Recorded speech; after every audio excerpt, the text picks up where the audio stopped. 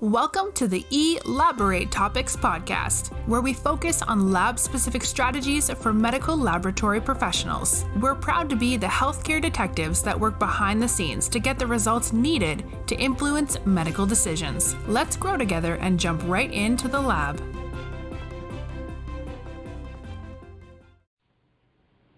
Hi, friends. Welcome back to another episode of Elaborate Topics. I'm your host for today's show, Stephanie Whitehead.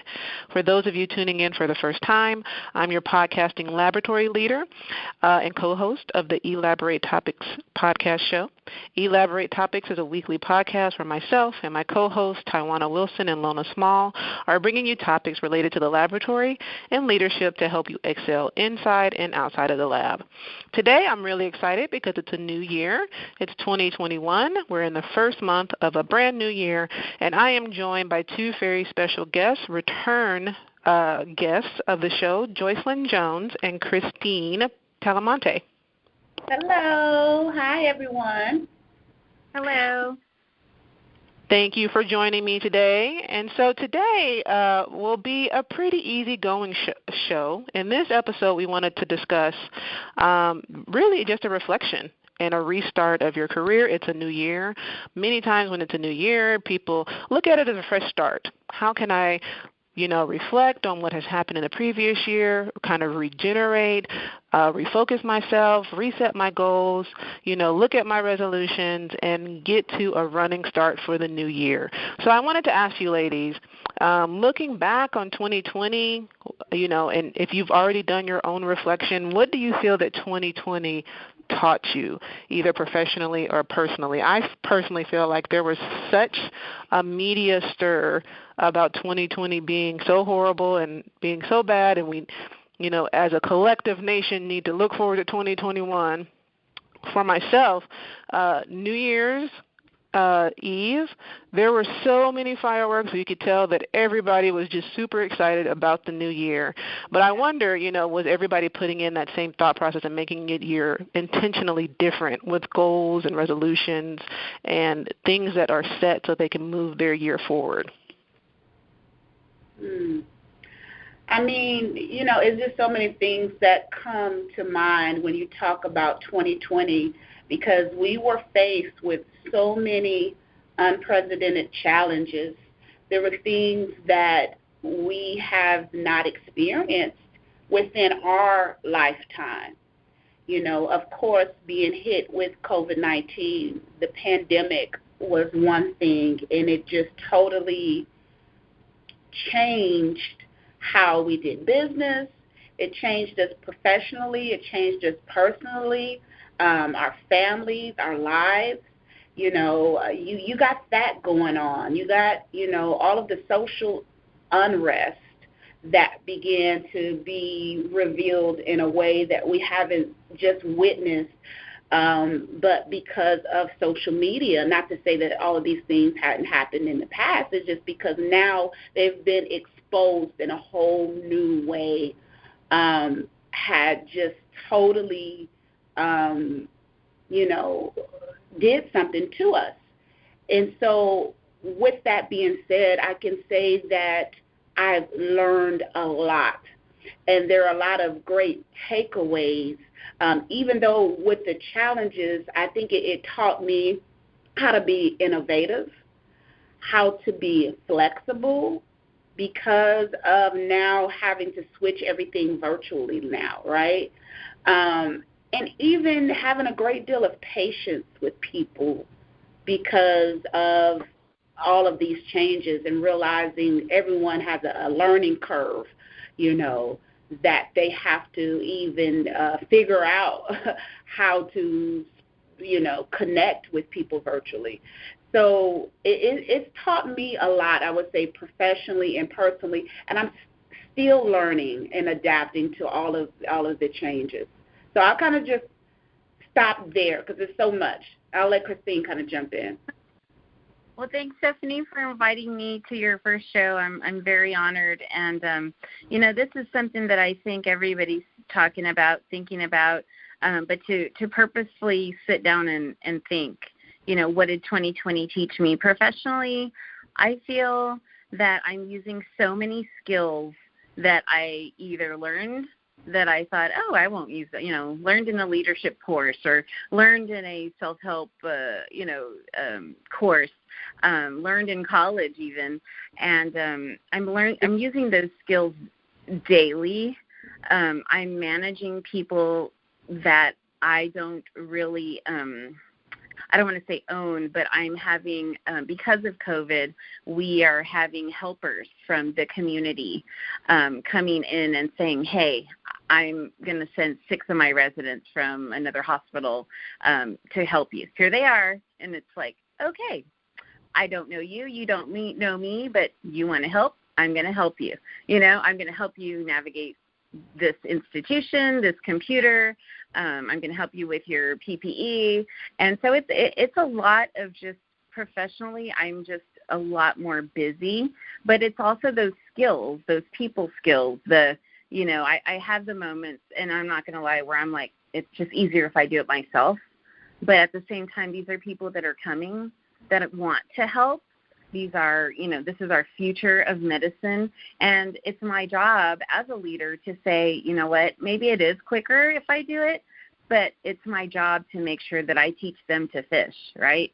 Because in the future, this is what they're going to look back on is, I came in during this pandemic and I helped. And so those skills they're going to take away. And that's happening daily. Personally, I think what I've realized is that I'm human and everybody's human, and everybody is going to have a day or a time or a moment where they just have to replenish. And you don't ever know when that's going to be, and you can't plan that. You can't say on every Wednesday we're going to do this, because everybody may be fine on Wednesday. It may be Tuesday afternoon that, just one thing happens and people start to decompensate. So I think just realizing, one, that I'm human and I have to purposely replenish, whether that's taking time to, do something for myself, even if it's a little walk or a 5-minute, phone call to somebody, but also recognizing that everybody needs to purposely replenish. That's, I think, my major thing, because the way I'm treating this, it's like it's a disaster. It's just an ongoing disaster. Wow. And when I do even think about professionally, I think about just things that we had to do virtually that we could not do in person anymore, right? You could not do live.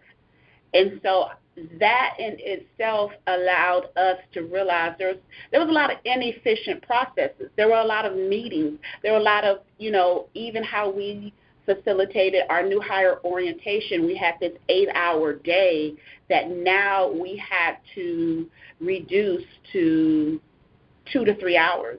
And we realized we could do that. There were a lot of things that we just did that, could be cut. So I think, seeing the benefit in that, and that's just one example of, how you can kind of scale back and things that you might have even spent and did you necessarily have to do those things. Personally, when we cut off everything, remember when we had to stay at home, order or whatnot, hey, I was the one that, I needed to get my nails done every 2 weeks, right? So realizing, do I need that? Is that really a must? When you really begin to think of prioritize your life and what's important, things that had seemed important just, didn't seem as important anymore when we really looked at what was going on in 2020. Absolutely. Yeah, your priorities change for sure. Yeah, I think those are all really good things. I think kind of like what Kristine said, I personally, in my professional realm, used so many skills that I had learned previously all at the same time.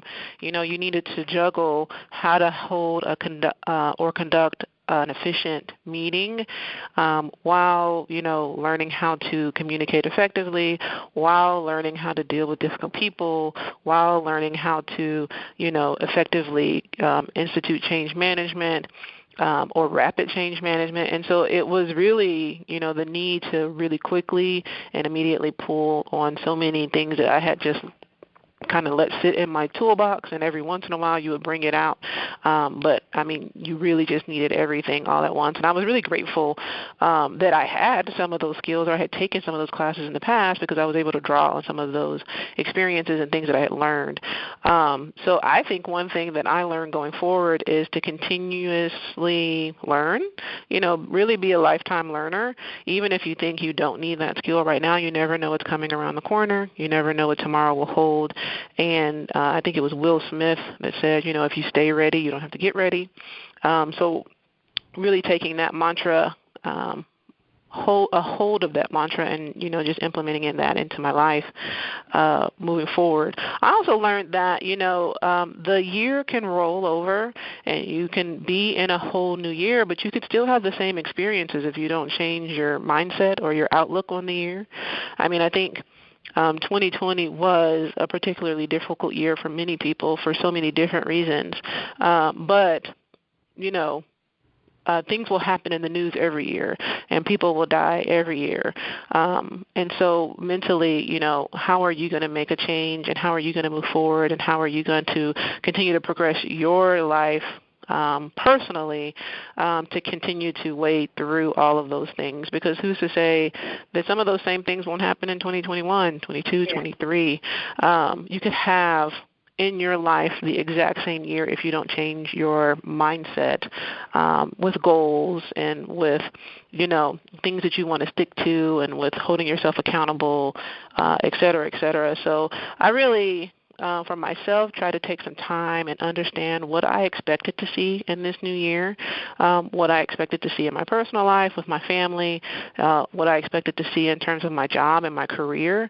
And then, I really wanted to take some time to just kind of contemplate how to try to make those things manifest and how to, make those things flourish. What do you guys think?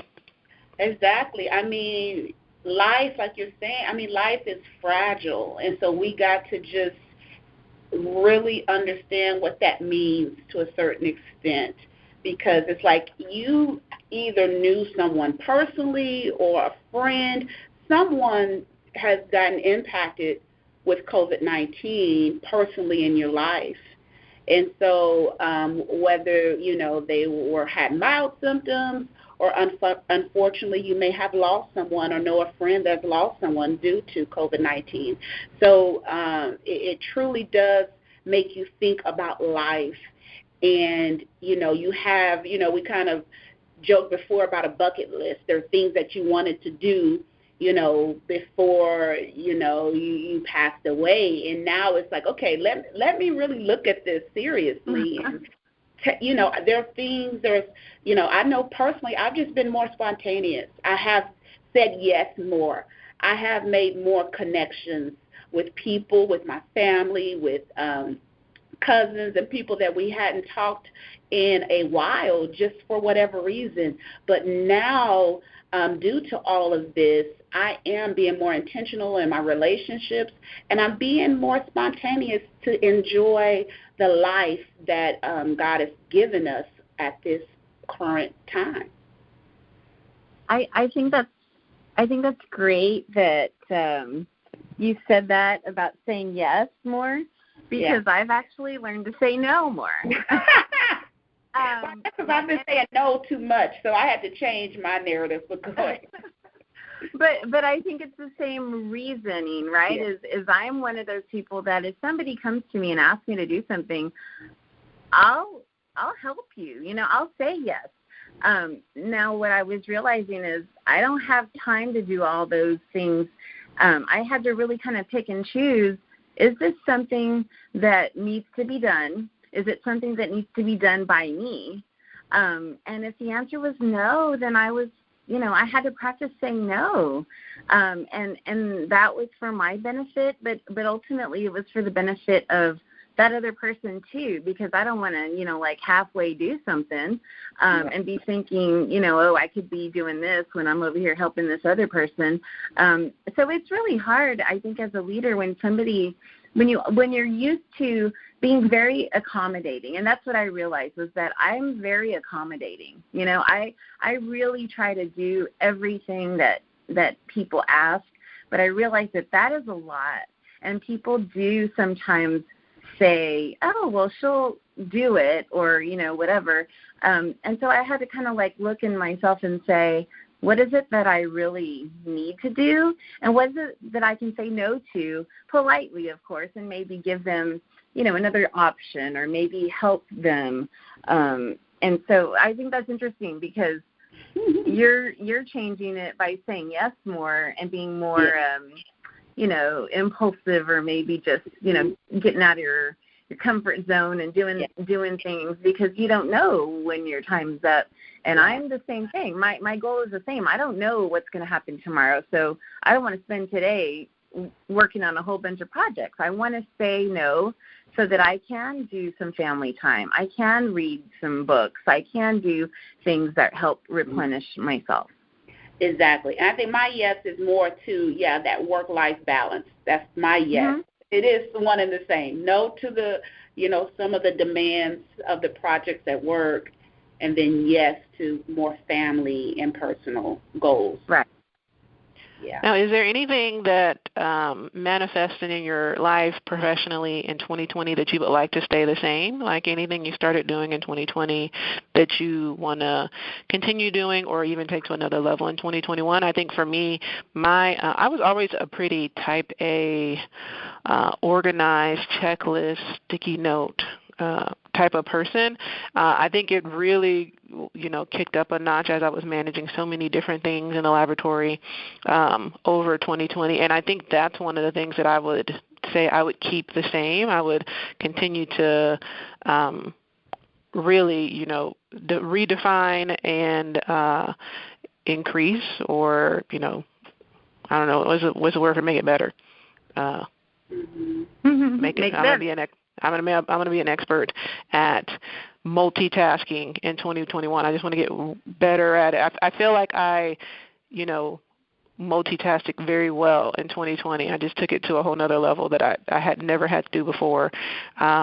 And I found different ways to do it. I had my stacks, you know, I had sticky notes. I had, you know, things that I would, a different sticky notepad for, you know, things I needed to follow up on when I sent an email, when I need to do a follow-up email. In the middle of this, we started this podcast. And so, you know, doing Google shared Excels and Google shared drives, just finding all types of ways, either, you know, digital or otherwise, to become more organized. And I think that's something I would keep. Is there anything you felt like you instituted or became better at in 2020 that you want to keep in 2021? Yeah, definitely. Like we're just stating, just that more efficient processes. You know, I want to ensure that we continue to look at, you know, efficiencies.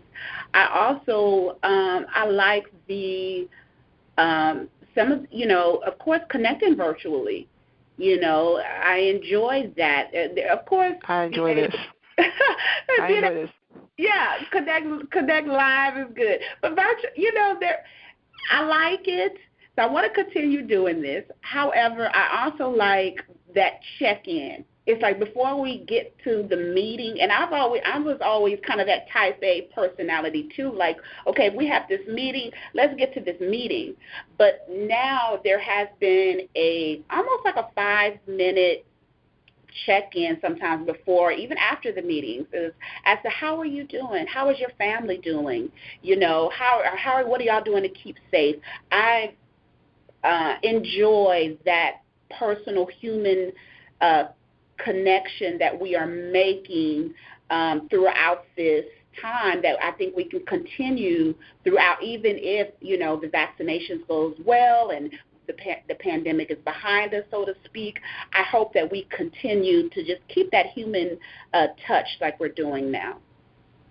You know, one of the things that I think just nationwide we should keep, over I think it was the Thanksgiving break, Disney on Ice came to our city, and we took our daughters, and we were masked up, and we did all of the protocols, and everybody was 6 feet apart.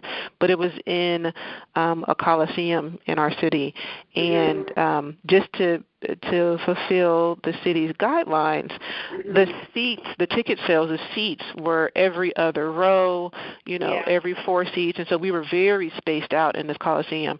And I remember sitting there watching the show and looking around the coliseum and thinking back in my head to days where, these protocols were not in place, and how much more comfortable I felt being spaced out. I remember thinking, like, this probably should have been a thing. Exactly. Like, we were probably too close to each other, because I remember going to different events or carnivals, and you're just smashed together, standing directly behind a person or in front of a person, beside a person.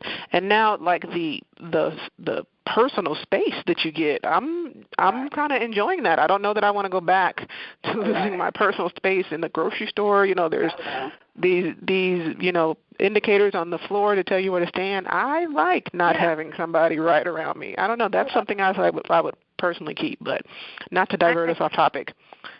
No, I think that's something that definitely is noticeable, and I think it just lends itself to kind of helping with all viruses and, colds and all that kind of stuff. Like, you should wash your hands before and after you go to the grocery store. Like, I can't see not doing that now. I can't see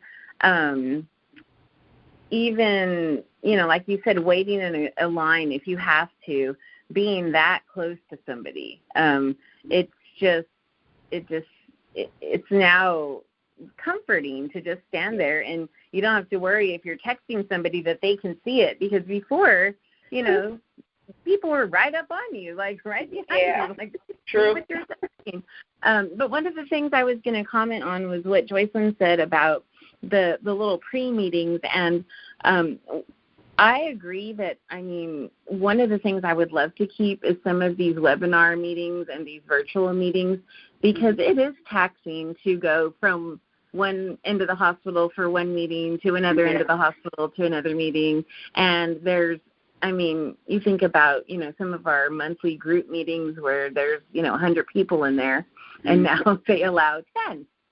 And so you think, wow, and you're like, I don't know that I want to go back to that. I think being on a virtual meeting lends itself to giving everybody the, the stage, right? If somebody has a question, then everybody's listening to that one person. There's not little side things going on, like, people on their phones and that kind of stuff. But the part I was going to say is the meetings, there's a positive, I don't know what he calls himself, an optimist, Simon Sinek, that I love. And he says the important stuff and the relationships and the connections are the meetings that happen before the meetings. Yeah. And I always thought, like, that's so true, right? You get there early, you're like, hey, how's your kid? How are you doing? You all busy? But now it's like when Joycelyn says, like, she teaches a class, and I've attended some of her wonderful webinar classes that she's done for our institution on leadership and how to, deal with difficult situations during a pandemic and things like that. But the first 5 minutes is kind of like how's everybody doing? What's one good thing that happened to you today? Does everybody have their coffee? And I think that's important, because sometimes when you go to a meeting, you just go straight to the meeting. Mm-hmm. And now that's kind of, when you're on there, there's this, like, real brief awkwardness where everybody's on there. So you do a little intro. And I think I like to keep that. Exactly. Another thing is just the appreciation. Of course, we all work in healthcare. The appreciation that was shown to the essential workers. I want to continue that. It was wonderful, of course. The free food, the Starbucks. I know they can't do that all the time. However, being mindful of the hard work that our healthcare industry workers do, even the hard work from the front line, people that work in the grocery stores and in, fast food and things of that nature, kind of realizing what they do and appreciating people. I would love for us as just a community of people to continue that as well. Yes, that's definitely something that we realize, is that there's people in the community that we don't mind that you're from a hospital across the street or somewhere else. You want to help, we will take your help. And, small businesses, trying to get the word out and trying to help them. I think it really did, at least from what I can see from my own family and just, people that I know, that we really did try to do those kinds of things rather than, spend money, because we didn't take a vacation or anything like that. So it's like, well, what can we do, Yeah, it's sad that things of this nature brings us closer together. It's kind of like that family funeral, right? You don't see your loved ones until you all come together for something bad and tragic that happens. And even this, I think, has brought us closer together as a people where, it doesn't matter your color, your race, your background, it's all about the fight for everyone to be safe.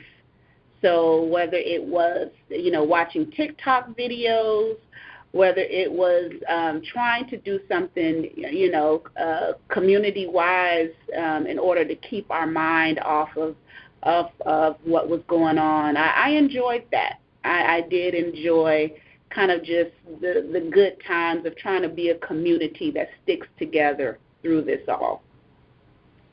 It sounds like we, all did a really good job of reflecting of 2020 so we can make some actionable changes in 2021. So I'm proud of us. I think, we all, were very insightful and very reflective and just intuitive of the things that changed in 2020 and what change we wanted to continue to see in 2021. For our listeners who might be listening in and thinking, well, maybe I should take some time to think about, the things that I liked or I didn't like about my personal or professional life in 2020 and how I want to take steps and make actionable change to see those things become different in 2021. What tips would you, Kristine or Joycelyn, have for our listeners so they can do the same thing we've done today, which is reflect and restart your personal and professional careers? I think that taking an internal inventory, where am I? What do I want to do? And what do I need to do? One, to either maintain what I've been doing, or maybe this is a kind of a time to say, maybe I realized, I was helping with this other situation because of the need, and now I realize I have an interest in that, and maybe, kind of just looking at yourself and what it is that you really want to do. I think that's a big thing, because right now I feel like I have a lot of people stepping up that are not, quote unquote leaders, or supervisors or directors or managers, but they do have that leadership gene, and it is strong. And they are like, hey, maybe we should have an infection control, blah, blah, blah. You know what? Do it. You can be in charge of it. And they're like, okay. So I kind of feel like now is the time, if you feel like, hey, I've always wanted to do this, or I've always wanted to ask my supervisor if this would be a good idea, like, just ask it. All they can say is no. And, it may be something that's a win-win. But I think taking that internal inventory and just kind of saying, like, what is it that I want to do, and just being very proactive, being positive, and trying to make it happen, seeing what you need to do to make it happen. Exactly. I mean, especially now, this is just the perfect time, like you're stating, to innovate to allow that entrepreneurial spirit that a lot of this generation has to come forth, because like you're stating, we're looking for something brand new and how we are going to continue to do business, because the way we're going to do business has changed and will forever change. And so being able to bring about fresh new ideas is something powerful, and what all of industries throughout are looking for.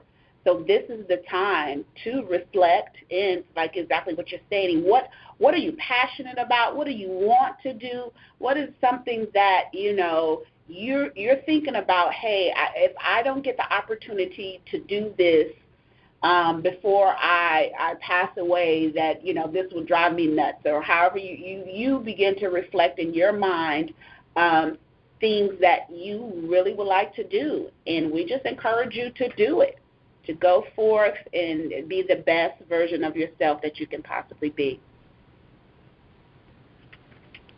Well, cool. Thank you, ladies, for taking the time out of your busy schedules to give me the opportunity to interview you again today.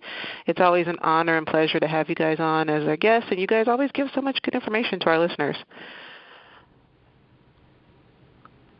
So thank you.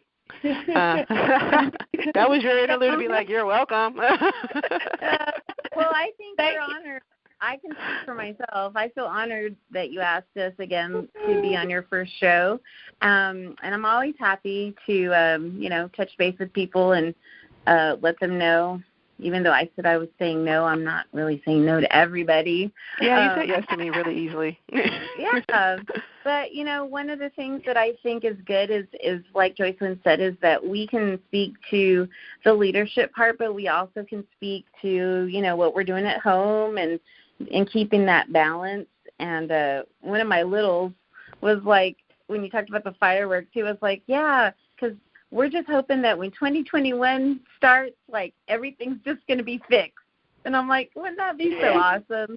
But I thought, from a little mind, like, even they're stressing out, And so I think that even though, this podcast is for, professionals, that everybody has that little at home, or that, little cousin, or that, that grandma that just doesn't get it, and that hopefully they can take away something from this, from us, to pass to them as well.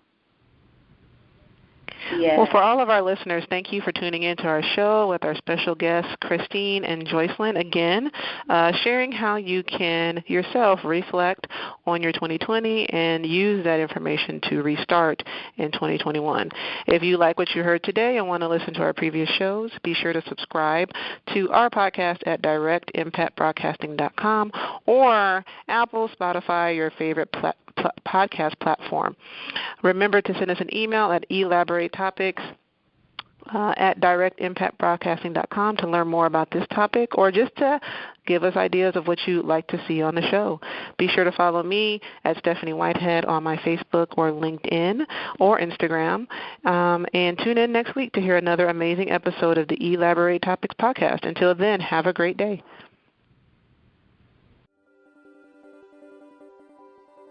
Thank you for tuning in to another episode of Elaborate Topics, where your hosts discussed relevant strategies for laboratory professionals. Please subscribe to this podcast on your favorite podcast platform and listen to us on directimpactbroadcasting.com. Stay tuned for another episode with information you can use to excel in your laboratory career.